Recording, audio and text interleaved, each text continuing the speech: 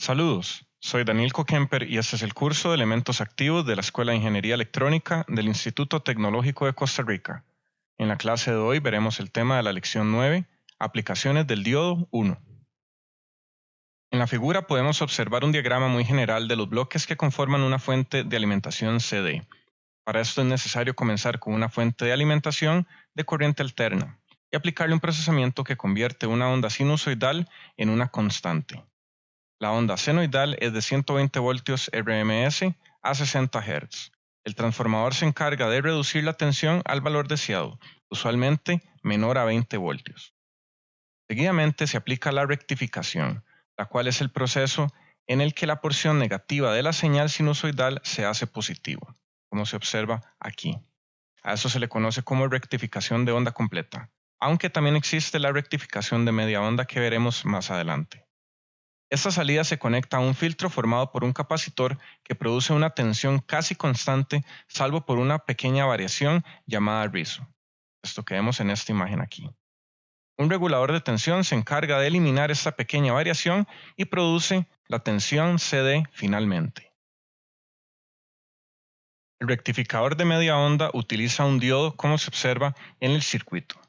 El diodo conduce en la mitad del ciclo positivo de la senoidal ya que está polarizado en directa, y en la mitad negativa no conduce ya que está polarizado en inversa y recorta la señal de salida, es decir, la parte negativa de la señal desaparece. Observemos que hay una diferencia entre la señal de salida del rectificador con un diodo ideal o con un diodo real. Para este último es necesario inicialmente superar el umbral de los 0.7 voltios para iniciar la conducción, lo que se traduce en una pérdida de justamente esos 0.7 voltios en el pico máximo de la onda. Es posible calcular los valores de tensión promedio y eficaz para un rectificador de media onda con el diodo ideal. Para este caso, la tensión promedio es la tensión pico V sub P dividida entre pi. La tensión VRMS es Vp entre 2. Observen el resultado de la tensión RMS, escalado por un medio, es algo lógico, ya que en esta configuración la señal senoidal pierde exactamente la mitad de su energía. Observemos que si utilizamos este circuito como cargador de una batería, el diodo tendrá el potencial de la batería en su cátodo, lo cual reduce aún más el tiempo de conducción del diodo. Esto quiere decir que el diodo conduce únicamente cuando la tensión de la fuente senoidal supera la tensión de la batería, más la tensión umbral del diodo si este es real. También se puede definir el ángulo de conducción como zeta sub 2 menos zeta sub 1, que el eje horizontal está en grados o en radianes. Eso nos indica la cantidad de grados con respecto a 360 que el diodo conduce. Ahora veamos qué pasa si se conecta un capacitor a la salida rectificada y un resistor de carga en el cual se descarga el capacitor. Observamos primeramente que el capacitor se cargará al valor pico de la tensión de la senoidal rectificada. Y a partir de ese momento, la tensión del capacitor que está conectado al cátodo del diodo será mayor que la tensión de la fuente de alimentación conectada al ánodo del diodo. Con esto pasan dos cosas. El diodo conduce únicamente durante los tiempos en el que la tensión del capacitor sea mayor a la tensión de la fuente, marcado como ON en el gráfico.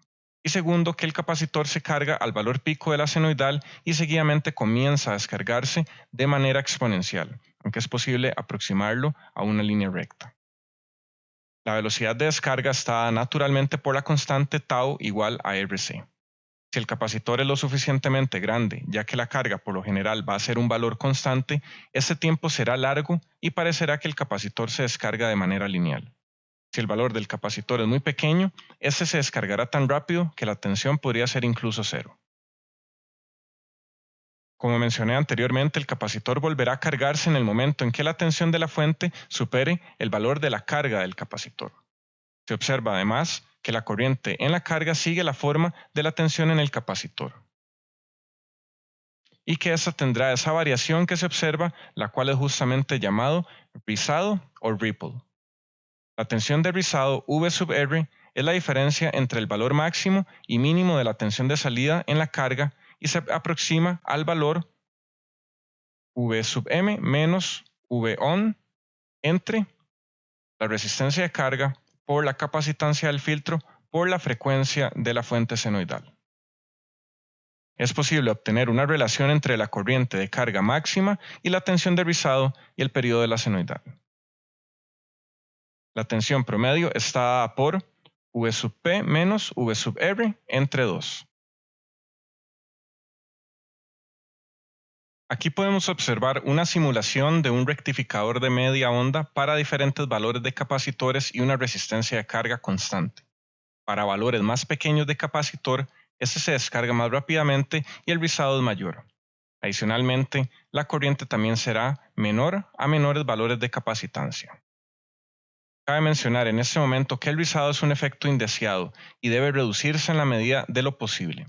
El valor máximo de capacitancia es a veces prohibitivo por el valor de corriente máxima en el diodo que se pueda tolerar. Adicionalmente, este rizado en los amplificadores de transistores induce ruido de 60 o 120 Hz en la salida de los mismos, lo cual es otra razón para intentar reducirlo en la medida de lo posible. Es útil preguntarnos qué pasa cuando el capacitor está completamente cargado y el diodo abierto debido a la polarización inversa. Este va a observar desde sus terminales la tensión negativa máxima en la fuente más la tensión del capacitor, por lo que el diodo tendrá una tensión de menos 2 veces V sub M, o el pico de la fuente, en sus terminales en polarización inversa. Esto quiere decir que el diodo debe ser dimensionado para que soporte como mínimo esta tensión inversa del doble del valor pico de la fuente. Los rectificadores de media onda sufren de un rizado alto ante una carga grande debido a que el capacitor se descarga por más tiempo, durante el ciclo negativo de la tensión de entrada. Debido a esto es deseable que se rectifique el ciclo negativo, es decir, que se invierta el ciclo negativo de la tensión de entrada. Es posible hacer dos implementaciones del rectificador de onda completa, y esta depende de la tensión de entrada. Un caso de estos es mediante el transformador con derivación central, que es equivalente a tener la carga conectada a dos fuentes independientes, gracias a la misma derivación central. Para esto es necesario que la tensión del principal del transformador sea del doble de las fuentes del secundario, justamente porque aquí se dividen en dos. Para la parte positiva de la tensión senoidal de arriba, conduce el diodo A, mientras que se bloquea para la parte negativa de la misma. En cambio, para la parte positiva de la tensión de abajo conduce el diodo B y de igual manera se bloquea la tensión negativa de la misma. Con esto la carga ve efectivamente la señal rectificada que se muestra en la imagen. Veamos que en esta simulación no se incluye el transformador, ya que no es completamente necesario, sino que se muestran las tensiones del secundario como dos fuentes independientes de tensión. De igual manera, se varía el valor del capacitor y la resistencia es constante. Podemos observar en la simulación que el rizado disminuye ya que el capacitor se descarga por menos tiempo y la parte rectificada de la porción negativa vuelve a cargar al capacitor antes de lo que hubiera sucedido con media onda. Es importante notar adicionalmente que la tensión de salida de la señal rectificada tiene ahora el doble de la frecuencia, es decir, 120 Hz. Para poder implementar un rectificador de onda completa con una sola fuente de tensión es necesario utilizar la configuración conocida como puente de diodos, como se observa en la figura. Si el diodo es ideal, la tensión de salida tiene la misma amplitud que la de la entrada y la frecuencia de salida será el doble de la de la entrada. Notar que si se utilizan diodos reales, se resta 2 veces la tensión de umbral del diodo de la tensión de salida. Vemos que el puente de diodos logra efectivamente rectificar la señal senoidal, con lo que se aprovechan ambos semiciclos de la senoidal. Para cualquiera de los medios ciclos de la señal de entrada, el positivo o el negativo, en el puente de diodos, dos conducen, mientras dos bloquean, estando en polarización inversa. Los diodos se alternan la conducción y con esto obtenemos la señal rectificada de onda completa. Observemos el camino de la corriente.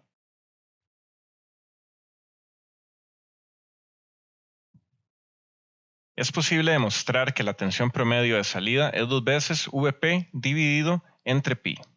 Esa tensión promedio es el doble de la obtenida para el rectificador de media onda, lo cual es de esperarse. Para la tensión RMS, esta es Vp dividida entre raíz de 2, o su equivalente raíz de 2 entre 2 Vp, o 0.707 Vp.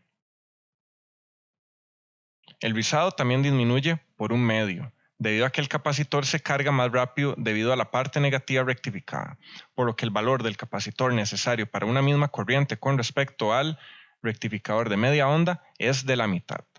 Adicionalmente, los diodos solo tienen que soportar una tensión inversa igual al valor pico de la fuente, a diferencia del rectificador de media onda, que debe soportar el doble. Ahora observemos la simulación de un rectificador de onda completa con puente de diodos y en donde de igual manera se varían los valores del capacitor. En el semiciclo positivo de la fuente de entrada conducen los diodos 2 y 4, mientras que en el semiciclo negativo conducen los diodos 2 y 1. Con esto llegamos al final de la lección. Muchas gracias por su atención.